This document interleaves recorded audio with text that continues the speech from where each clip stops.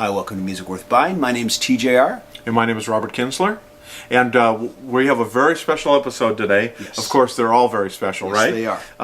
We're going to be talking about a legendary album, Neil Young's Hitchhiker. You might say, why is it legendary? It just came out here in 2017. Legendary Lost Album. Legendary Lost Album. Yeah. And, you know, all of Neil Young's faithful fans and countless millions of fans have long wanted to hear this album. Mm-hmm. It has this amazing story. It was recorded over a single night in Malibu in 1976. Mm-hmm. And Neil Young apparently just put all 10 of these songs to track that night, and it was just him and an acoustic guitar. Just him and acoustic guitar. Yeah. It was produced by his longtime collaborator David Briggs at the board. He produced it, and it's amazing because some of the songs that came out of this single night of recording are some of the most beloved, influential, seminal Neil Young songs ever recorded, and written. Yeah, well, with the exception of 2 tracks, every single song on this album has since been released on a later Neil Young album. Exactly. And I guess the first thing that I wondered and wanted to know was, well, then why did he not release it? And this makes me think also of the album Time Fades Away, which was, of course, released originally on LP, but then Neil Young refused to have it released since then on CD. And you can only get it as a bootleg. And it's finally been released on vinyl only, only on vinyl, and so you can now hear it on vinyl. But this album, nothing.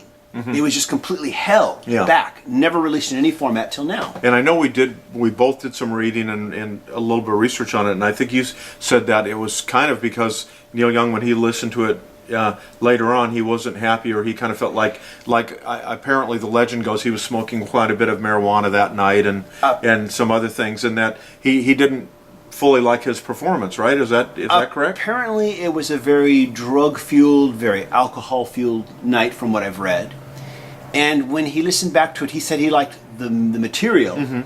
He didn't like the recordings or his performance. He felt his performance, it showed that he felt that he sounded rather drugged out and that it showed. Now, me, myself, listening to it prior to knowing this, I don't hear that. Yeah, I don't either. I just was, we're both longtime fans of Neil Young, and I just was blown away just hearing these songs in their infancy. Like you said, so these songs wound up on, some of them wound up on Rust Never Sleeps, some of them wound up on Hawks and Doves. I think one wound up on Comes a Time, and one Comes a Time, Stars and Bars. Yeah, American Stars and Bars. Yeah. So I mean, it's like there was so much great material. This was such an amazing period for him as a writer, and he was just creating all these amazing songs. And it is. What we should do, we were talking about it off camera, is that you actually put together a playlist. Maybe tell everybody a little bit about that. I just decided, I was just kind of curious, how do these tracks, the 8 that have already been released since then, how do they compare to these recordings? And so I put together a little playlist, just kind of a back-to-back playlist, so I could A-B between those 8 songs. There's the 2 that have never been heard before. And so I thought, whatever tracks we play today, if we do play any tracks that have since been released, that we might do a little A-B comparison for you here, for those of you watching. And so what track should we start with? Let's start with Powderfinger. I mean, it's one of his best-known songs, I would say. But here it sounds very different than the version that wound up on Rust Never Sleeps later in that decade. Sure. So let's play a little bit. We'll play a little bit of each, just so people can see the comparison. Check this out. Look out, Mama, there's a white boat coming up the river with a big red beacon and a flag and a man on the rail. I think you better call John, 'cause it don't look like they're here to deliver the mail. It don't look like they're here to deliver the mail, and it's less than a mile away. I hope they didn't come this day. It's got numbers on the side and a gun, and it's making me wait.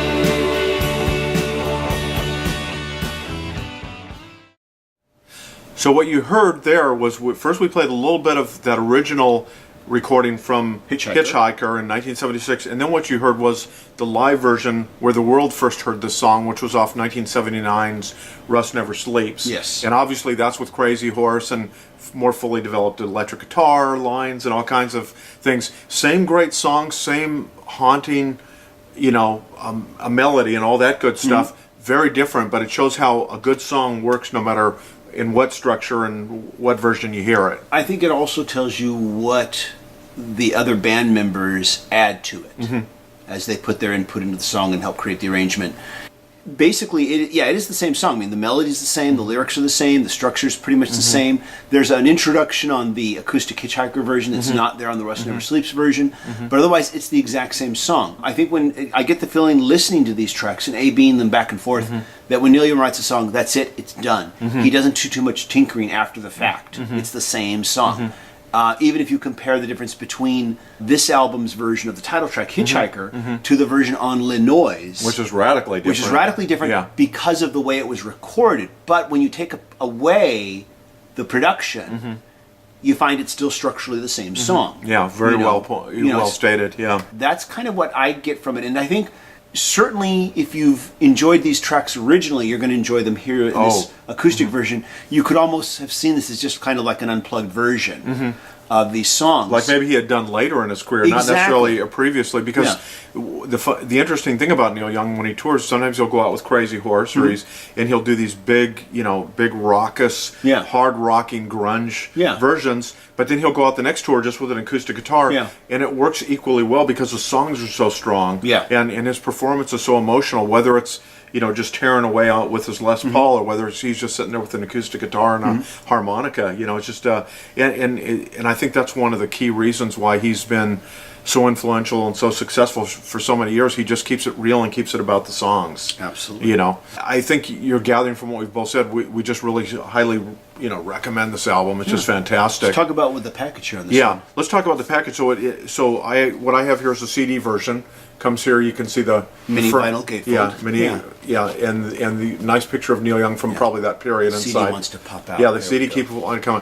Now inside, you'll think it's a big poster, and actually, it is. It's the lyrics. It's the lyrics, and it's kind of hard to take out. And I'm trying very much not to rip this. It's delicate. But it's very delicate and very large. Basically, you get all the lyrics here, rather large, and like a big fold-out poster. Yeah.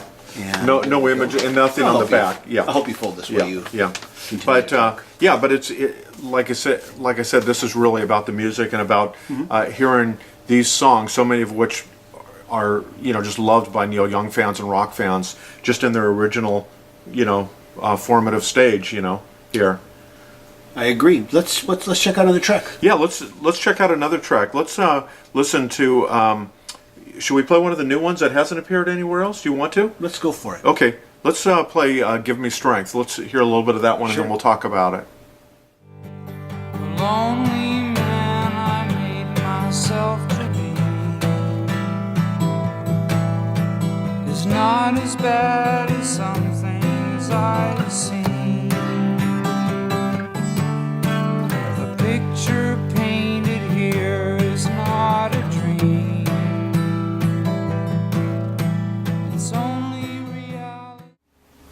I'll admit, when the first time I heard this album, there was that moment where I'm not getting it yet, but I always have that 3 listens rule that I go by.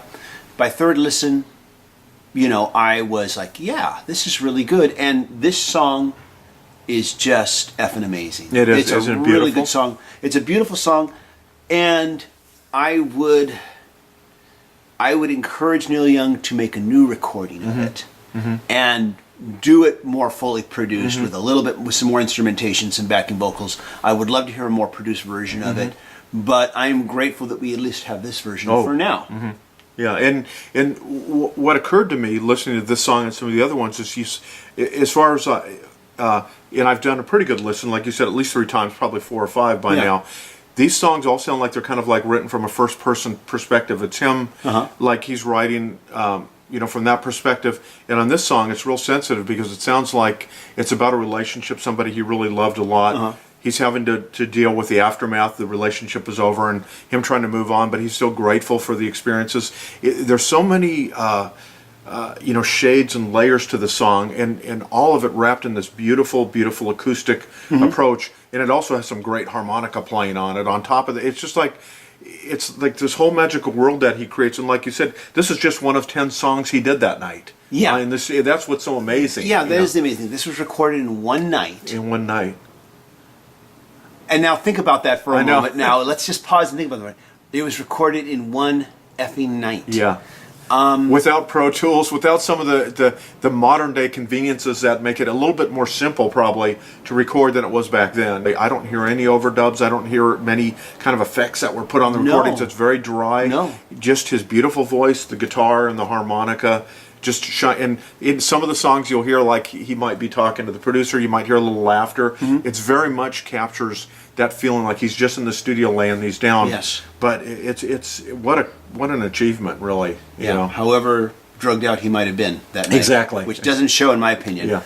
And that's not to encourage people that that's the way you should make an album, though. I don't want to encourage that by any stretch of the imagination. Most of us aren't Neil Young, and right? most of us aren't Neil Young. But I have to wonder what his songwriting process was prior to this recording this. How much? I'm kind of curious. How long had he been working on these songs prior to recording it? Had he written the songs in a couple months? Had been writing these songs for years, off and on? I'm wondering about that. But just the idea that he laid it down in one night to me is pretty hard to still wrap my brain around. Yeah, He did it that quickly and pulled it off that easily. Yeah. And I know that Neil Young has always worked very fast, and I know that he very prolific too. Sometimes goes for his first or second take when he does record a track. He records as live as he possibly can, even with the band, Crazy Horse, with whomever. He goes for as quick of that first take as quickly as possible. Some overdubs maybe, but he likes to work fast because he wants to capture that, what he calls that initial burst. Yeah. And I respect that. And I've always read that and heard that as well. That if he doesn't basically get some by the third take, he wants to put it away. It's just not happening for him, or he moves on. He moves on. Yeah. He moves on. And a lot more. I know in the past we've said, why aren't we've talked about the excessive amount of production on a lot of records, and I think more and more now I'm seeing both legacy artists and new artists taking the approach of let's get it down on tape. Let's we shouldn't spend 6 months or 12 or a year or 2 years to make an album. We should be able to record an album in a month. In a couple weeks, maybe 2 months, maybe 3 months. But we should record an album fairly quickly. We shouldn't take that long to do, and we should try to get as much of that initial spark and inspiration and that spontaneity as possible, and try to capture that as well as we can. And that's an important lesson about this album. And aside from the great songs and the great performances that he's unveiling here, just the whole thing, it makes you think about that a little bit, like what has happened where people, where like every song on here was written by Neil Young and performed by Neil Young. Today you see some, and I know they might be different genres, but where there's a dozen songwriters on a song, and they've probably, there's been, so-and-so has been maybe in another state or another country, emailing their part in to put into the collaborative process. Yeah. And that can work. But there is something really powerful about this where it is one artist kind of at the canvas creating this beautiful work, Absolutely. And once again, not a diss on overproduction. I've heard extremely overproduced albums where it's a good thing. Yeah, where exactly. It's a huge, gigantic production. Yeah. It's wonderful. But and I would agree with you. Like some Radiohead albums and other things, I've been blown away. And there's obviously a lot of production meticulous overdubs. Meticulous, exactly. Yeah. But there is something about this. Like when you hear it, you feel like you're being connected to the artist. There's not a barrier between you and the artist. I mean, there is that immediacy that really rings true. I think with Neil Young, especially when he's on an acoustic, tear like this. Unlike a lot of our episodes, we're just talking about this one album today. And so since we're only talking about this one album, what do you say we check out another track? Yeah, let's maybe to send it all home. Yeah. What do you think? Maybe another A-B. Okay. Yeah, let's do that. So what one would you pick? I'll say, let's do...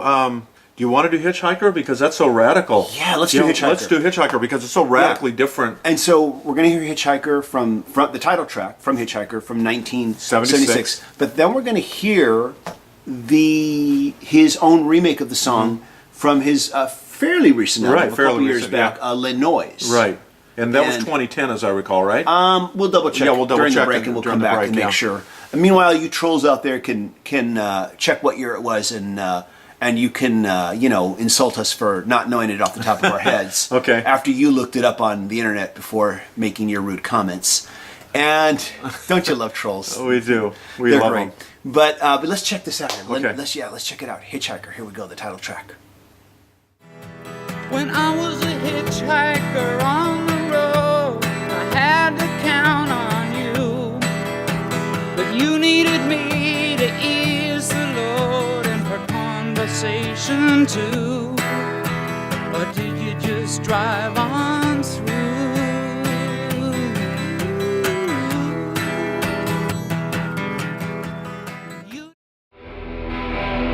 When I was a hitchhiker on the road, I had to count on you. But you needed me to ease the load and for conversation too. Or did you just pass on through?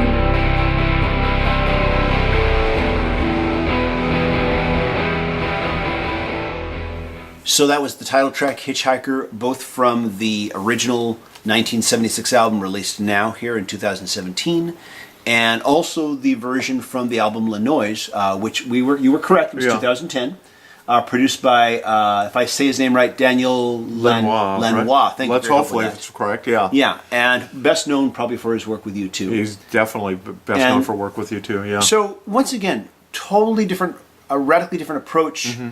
to the production. Yet in some ways similar. The Lanois version is just Neil Young on his electric guitar, Mm-hmm. but the way that the guitar and the voice is recorded, it's multi-tracked, and certain tracks emphasize different parts, so that it has this large sound like it's more than one person. Mm-hmm.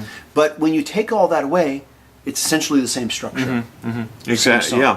Yeah, and another great song that came out of these sessions. Yeah. Who knows? Like you said, the one song that we heard earlier, "Give Me Strength," and then also "Hawaii" is the name of the other song that I don't think has Has appeared not been anywhere. released anywhere Has else been prior. released. Who knows? Maybe those wind up somewhere else. Knowing Neil, he's always going to surprise you. Yeah, who you know, knows? and perhaps going out. One of the great things about is I think.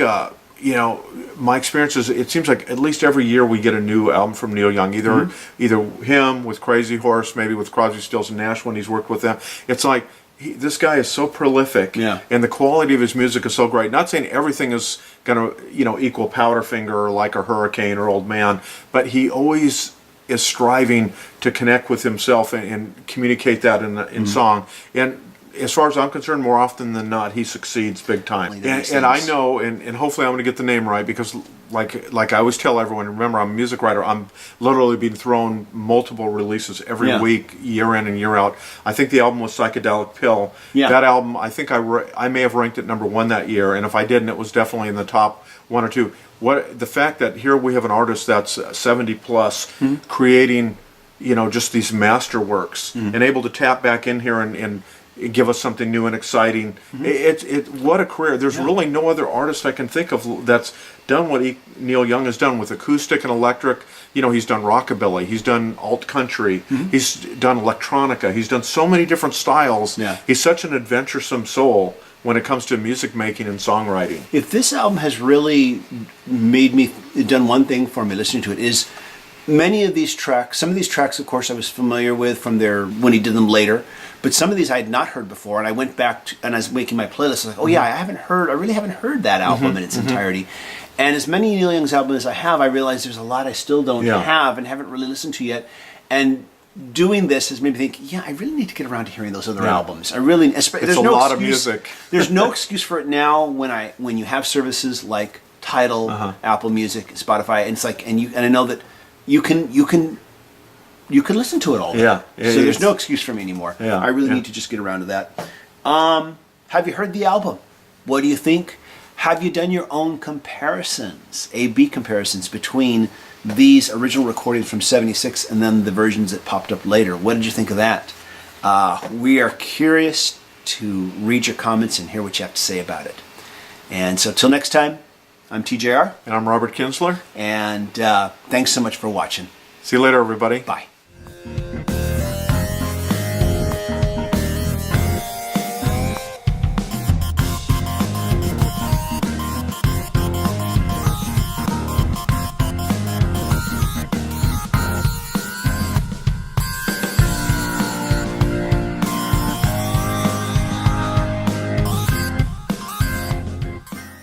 Hi there, welcome to Music.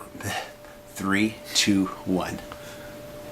Hi, welcome to Music Worth Buying. My name is TJR. And my name is Robert Kinsler. And I guess I'm going to take it away here, folks. Let's do it again. Okay, let's do it again. Okay, so you want me to...